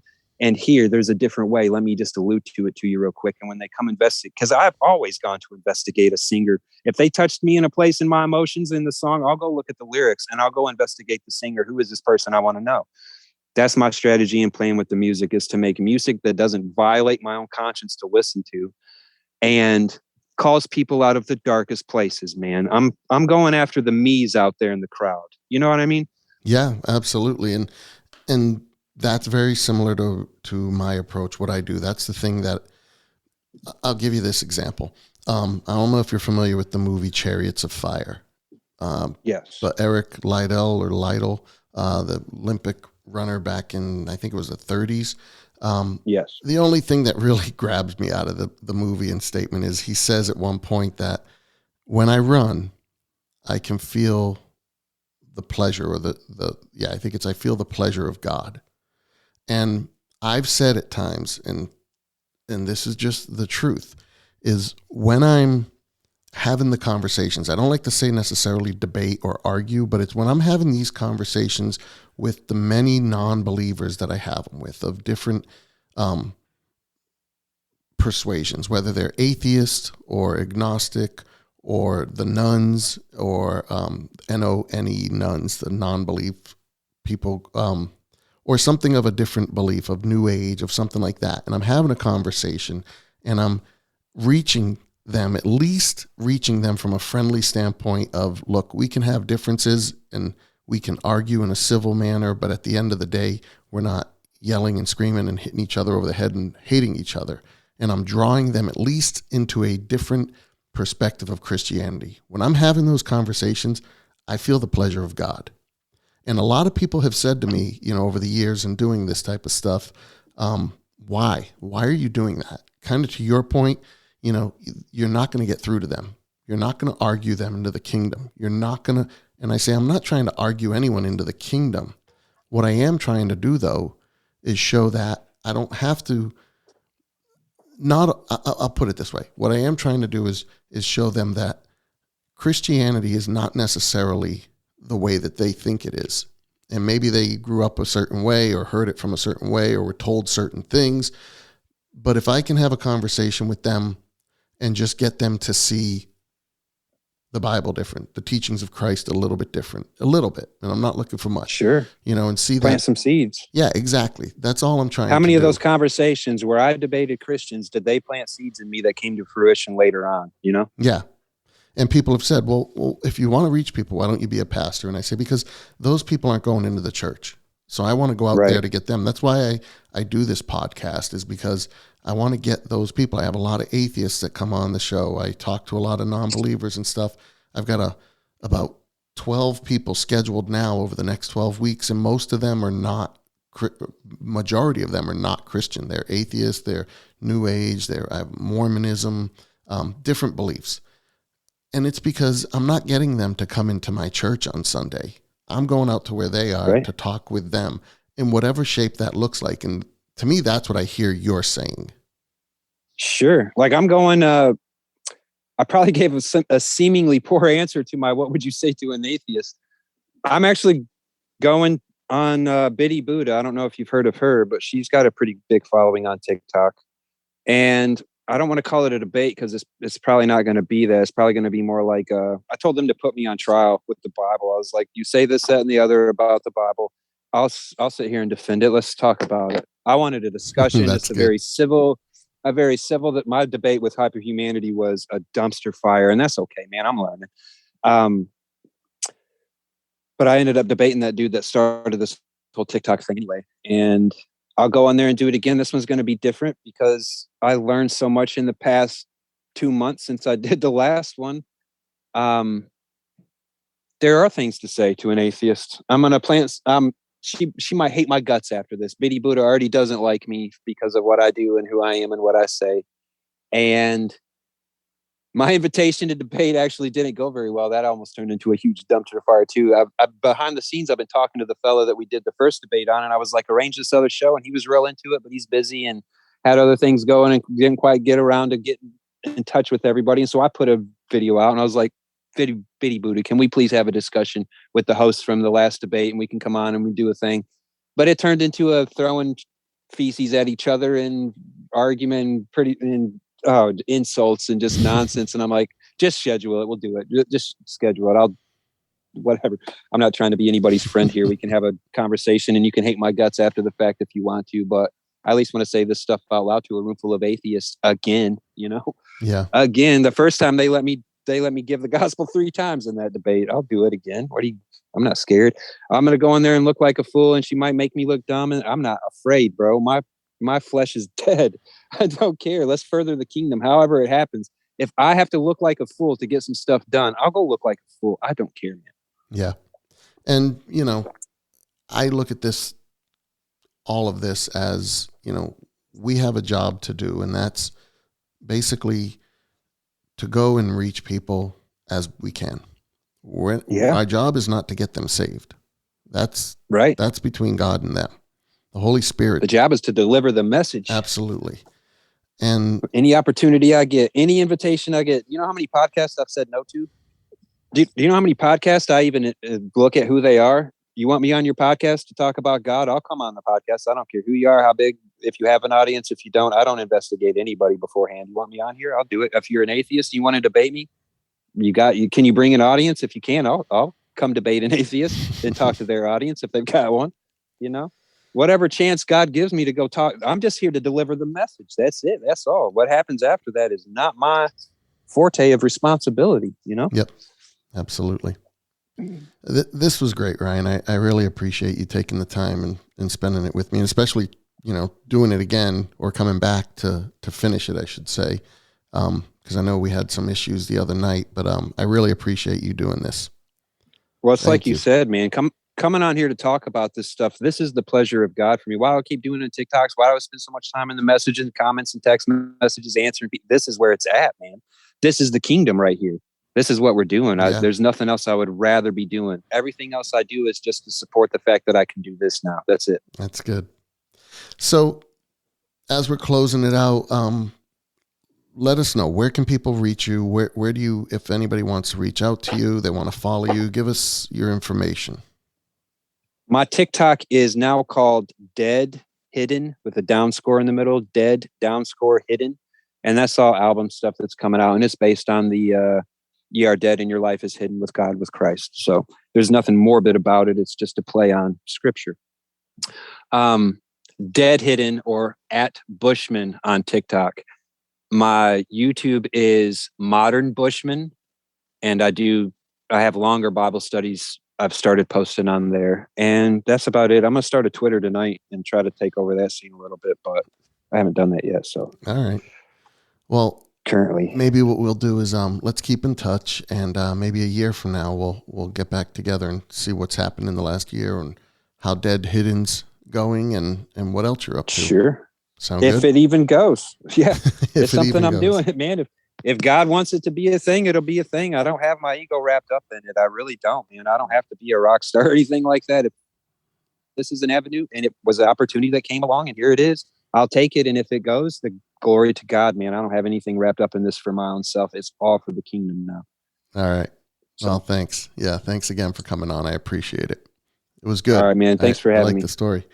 All right. Sure. So I will be having more shows coming up over the next several weeks. We have booked out about almost every week until the end of April right now, about 12 weeks of shows. And we've got some really good guests. Next week, I have a former atheist activist who got burnt out of the activism, not burnt out of atheism. But I find it interesting to talk about the burnout, and we're going to talk about his atheism and what he was representing and as an activist and where he's going today.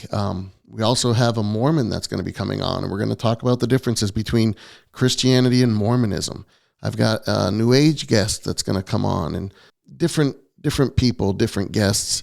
We have lots of different topics that are coming up. Again, we have atheists, we have believers, non-believers, New Age believers, different belief systems. That's what this show's about, and that's what we try to do. So I want to encourage you guys to subscribe, follow, go to the website, johnchristie.com, and let us know what you think.